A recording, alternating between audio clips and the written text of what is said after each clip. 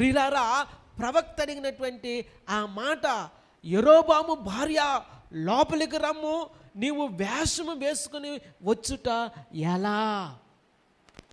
వేషం వేసుకొని రావాల్సినటువంటి అవసరత ఏంటి?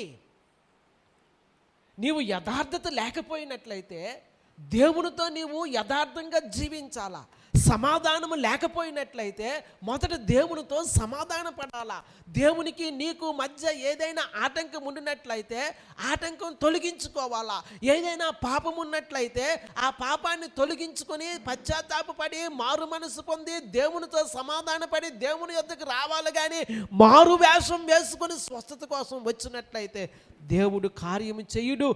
కఠినమైన మాటలే దేవుడు మీ కొరకు ఉంచి ఉన్నాడని ప్రవక్త హెచ్చరిక చేయడము మనము చూస్తూ ఉన్నాము. ప్రియులారా, ఇవన్నీ గడిచిన వారములో మనము